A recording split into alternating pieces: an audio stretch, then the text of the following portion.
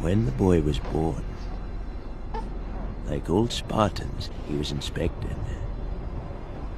If he'd been small or puny, or sickly or misshapen, A discussion would ensue between the physicians and the mother.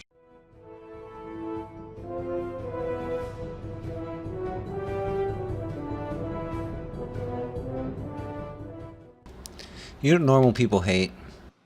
Where it's obvious that a woman is about to give birth. She has physical signs that she is about to give a birth. Would that still be a point at which she could request an abortion if she was so certified? She's dilating. Mr. Chairman, that would be a decision that the doctor, the physician, and the woman would I make understand at that. I'm asking point. if your bill allows that. My bill would allow that, yes. Well, apparently not Democrats. Where do you get off trying to propose this kind of stuff and then defending it in public? Now, the thing is, the national Democrats knew how badly this looked. Immediately afterwards, they were denying that they had heard anything about Northam's comments or trans. Smart move. Avoid endorsing insane ideas while buying time to figure out how to spin it. That's the only real move when, I guess, your high-profile governor opens the door on killing newborn babies. If a mother is in labor, I can tell you exactly what would happen. The infant would be delivered. The infant would be kept comfortable. The infant would be resuscitated if that's what the mother and the family desired. And then a discussion would ensue between the physicians and the mother. The great thing is, Trump is president. If you thought he would be quiet on this and miss an opportunity to ding his opponents, well, where have you been for, ever? He didn't just bring it up. He made it a focal point of his State of the Union speech. God bless him. Lawmakers in New York cheered with delight upon the passage of legislation that would allow a baby to be ripped from the mother's womb moments from birth. These are living, feeling, beautiful babies who will never get the chance to share their love and their dreams with the world. And then we had the case of the governor of Virginia, where he stated he would execute a baby after birth. Now, Trump has this special talent for doing relatively normal things and forcing a comedic error out of his opponents.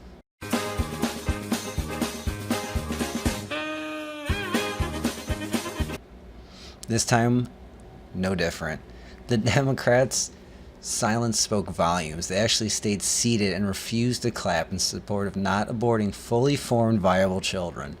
Fully formed children, people, but they'll dance for the whammon. And exactly 1 century after Congress passed the constitutional amendment giving women the right to vote, we also have more women serving in Congress than at any time before.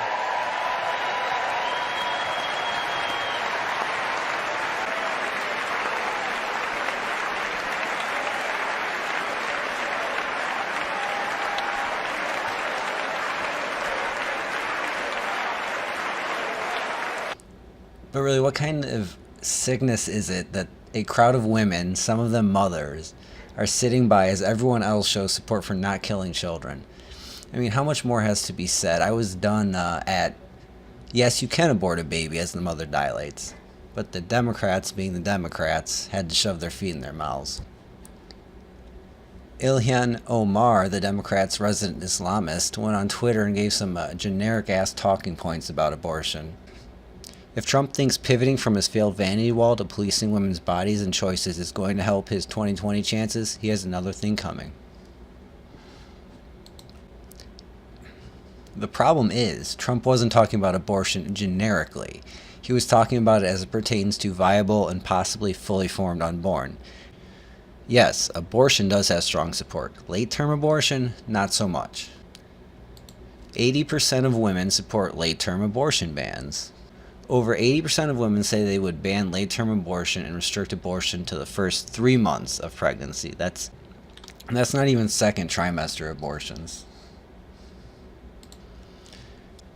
According to a new Marist poll commissioned by the Knights of Columbus, 81% of Americans, including 82% of women and 66% of abortion supporters, say abortion should be banned after the first trimester of pregnancy. Then a presidential candidate decided to come forward with similar generic talking point nonsense and a atrocious amount of emojis. Politicians should not tell women what to do with their bodies. Terrible.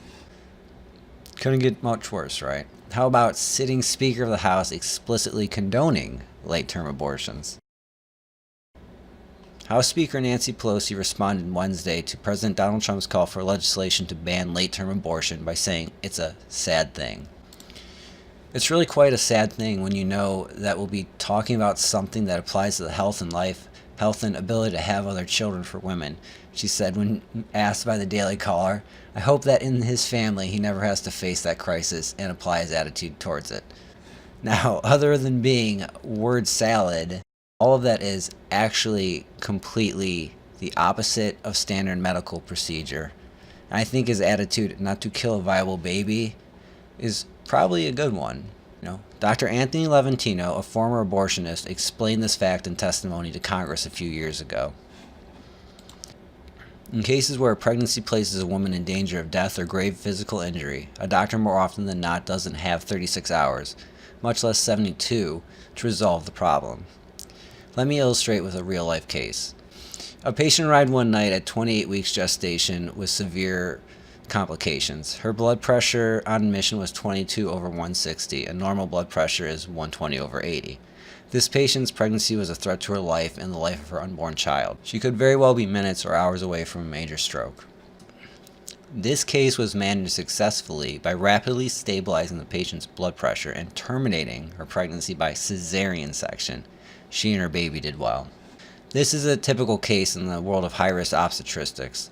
In most such cases, any attempt to perform an abortion to save the mother's life would entail undue and dangerous delay in providing appropriate, truly life-saving care. During my time at Albany Medical Center, I managed hundreds of such cases by terminating pregnancies to save mothers' lives. In all of those cases, the number of unborn children I had to deliberately kill was 0. As far as the health and ability for the woman to have children afterwards, late-term abortion actually hurts that as well.